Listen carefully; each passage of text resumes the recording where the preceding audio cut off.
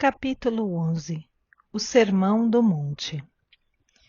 Difundidas as primeiras claridades da Boa Nova, todos os enfermos e derrotados da sorte, habitantes de Corazim, Magdala, Betsaida, Dalmanuta e outras aldeias importantes do lago enchiam as ruas de Cafarnaum em turpas ansiosas.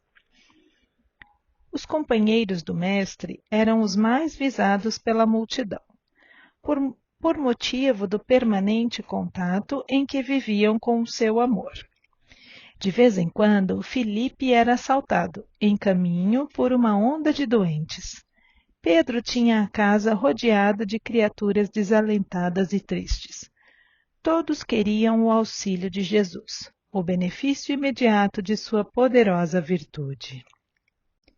Aos primeiros dias do apostolado, um pequeno grupo de infelizes procurou Levi na sua confortável residência. Desejavam explicações sobre o Evangelho do Reino, de modo a trabalharem com mais acerto na observância dos ensinamentos do Cristo.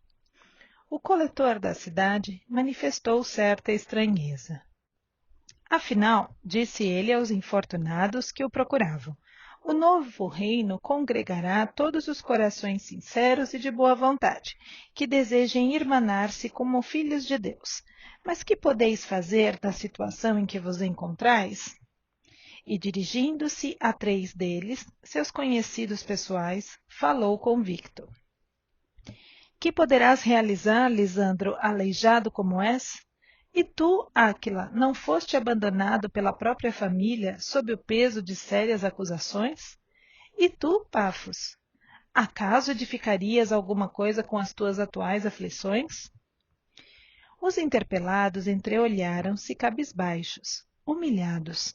Somente então chegavam a reconhecer as suas penosas deficiências. A palavra rude de Levi os despertara. Tomara-os uma dor sem limites. Jesus dissera, nas suas pregações carinhosas, que seu amor viera buscar todos os que se encontrassem em tristeza e em angústias do coração. Quando o Mestre chegara, haviam experimentado a restauração de todas as energias. Jubilosos, guardavam as suas promessas relativamente ao Pai justo e bom, que amava os filhos mais infelizes, renovando nos corações as esperanças mais puras. Achavam-se exaustos, mas a lição de Jesus lhes trouxera novo consolo às almas desamparadas de qualquer conforto material. Queriam ser de Deus, vibrar com a exaltação das promessas do Cristo. Porém, a palavra de Levi novamente os arrojara à condição desditosa. O grupo de pobres e infortunados retirou-se em desalento. No entanto, o mestre pregaria no monte aquela tarde e, quem sabe, ministraria os ensinamentos de que necessitavam?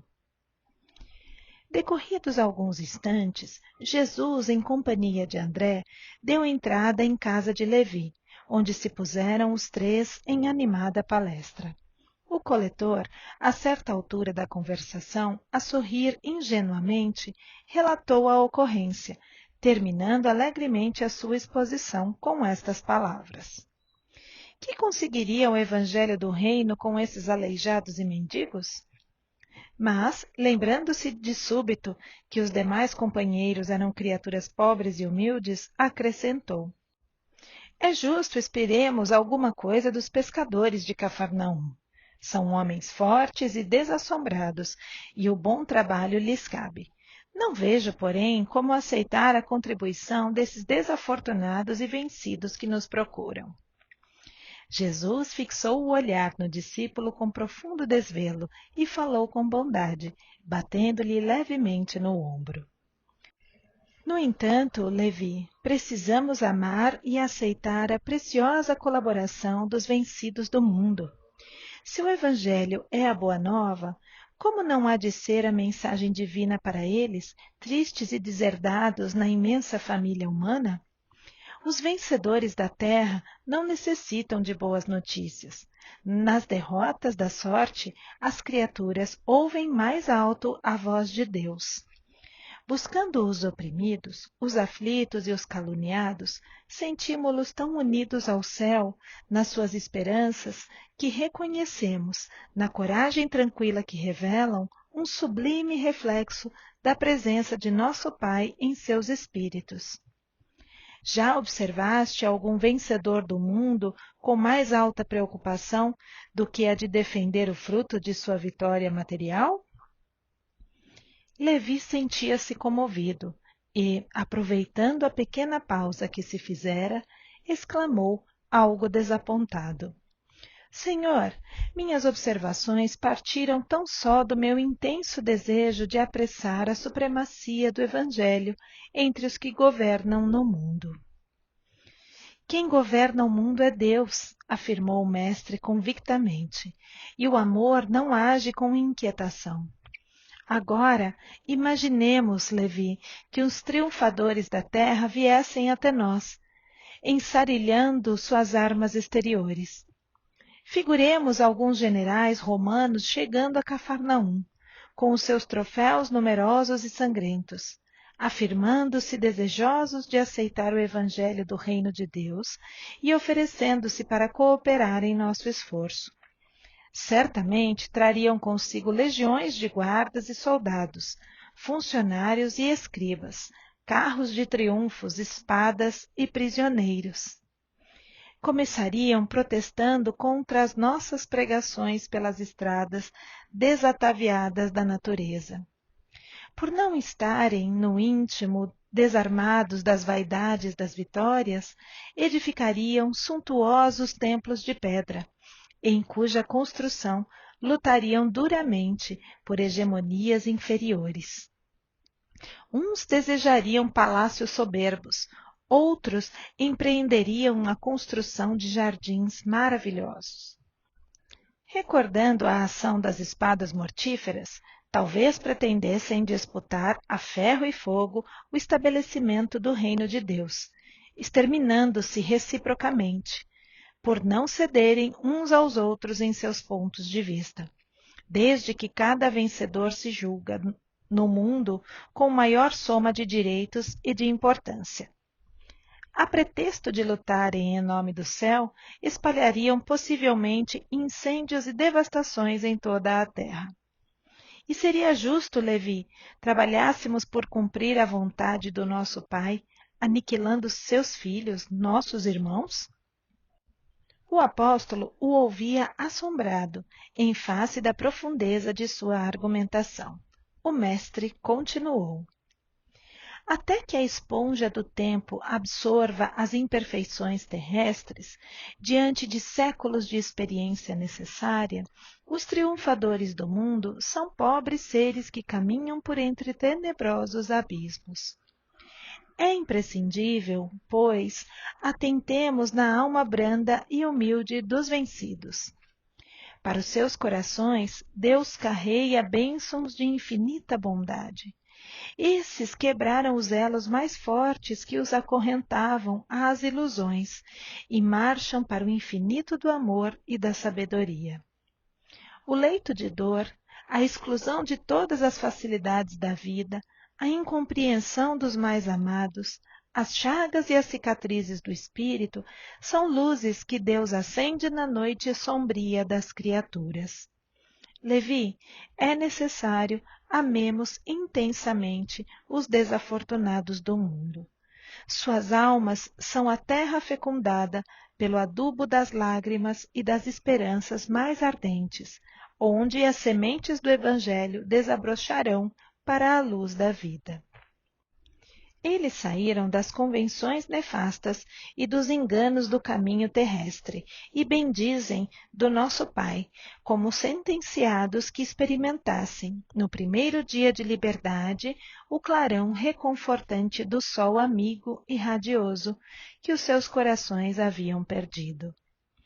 é também sobre os vencidos da sorte, sobre os que suspiram por um ideal mais santo e mais puro do que as vitórias fáceis da terra, que o Evangelho assentará suas bases divinas. André e Levi escutavam de olhos úmidos os conceitos do Senhor, cheios de sublimada emoção. Nesse interim, chegaram Tiago, João e Pedro, e todo o grupo se dirigiu, alegre, para um dos montes próximos. O crepúsculo descia num deslumbramento de ouro e brisas cariciosas. Ao longo de toda a encosta, acotovelava-se a turba imensa. Muitas centenas de criaturas se aglomeravam ali, a fim de ouvirem a palavra do Senhor. Dentro da paisagem que se aureolava dos brilhos singulares de todo o horizonte pincelado de luz. Eram velhinhos trêmulos, lavradores simples e generosos, mulheres do povo agarradas aos filhinhos. Entre os mais fortes e sadios, viam-se cegos e crianças doentes, homens maltrapilhos, exibindo as verminas que lhes corroíam as mãos e os pés. Todos se comprimiam ofegantes. Ante os seus olhares felizes, a figura do mestre surgiu na eminência enfeitada de verdura, onde perpassavam brandamente os ventos amigos da tarde. Deixando perceber que se dirigia aos vencidos e sofredores do mundo inteiro e como que esclarecendo o espírito de Levi, que representava a aristocracia intelectual entre os seus discípulos, na sua qualidade de cobrador dos tributos populares, Jesus, pela primeira vez, pregou as bem-aventuranças celestiais. Sua voz caía como bálsamo eterno sobre os corações desditosos. Bem-aventurados os pobres e os aflitos. Bem-aventurados os sedentos de justiça e misericórdia. Bem-aventurados os pacíficos e os simples de coração. Por muito tempo falou do reino de Deus, onde o amor edificaria maravilhas perenes e sublimadas. Suas promessas pareciam dirigidas ao incomensurável futuro humano. Do alto do monte soprava um vento leve, em deliciosas vagas de perfume. As brisas da Galileia se haviam impregnado da virtude poderosa e indestrutível daquelas palavras, e, obedecendo a uma determinação superior, iam espalhar-se entre todos os aflitos da terra. Quando Jesus terminou a sua alocução, algumas estrelas já brilhavam no firmamento, como radiosas bênçãos divinas. Muitas mães sofredoras e oprimidas, com suave fulgor nos olhos, lhe trouxeram os filhinhos para que ele os abençoasse. Anciães de frontes nevadas pelos invernos da vida lhe beijavam as mãos. Cegos e leprosos rodeavam-no com semblante sorridente e diziam: Bendito seja o Filho de Deus. Jesus acolhia-os satisfeito, enviando a todos o sorriso de sua afeição. Levi sentiu que, naquele crepúsculo inovidável, uma emoção diferente lhe dominava a alma. Havia compreendido os que abandonam as ilusões do mundo para se elevarem a Deus.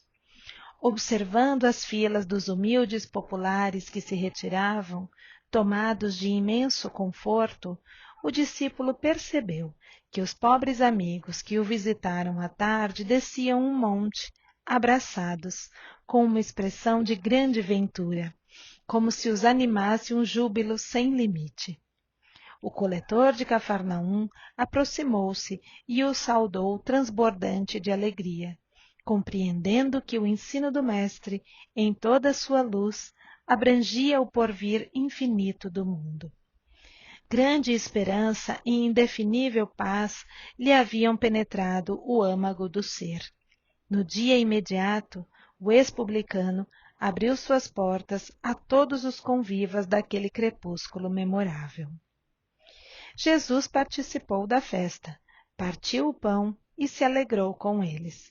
E quando Levi abraçou o aleijado Lisandro com a sinceridade de sua alma fiel, o mestre o contemplou enternecido e disse: Levi, meu coração se rejubila hoje contigo, porque são também bem-aventurados todos os que ouvem e compreendem a palavra de Deus.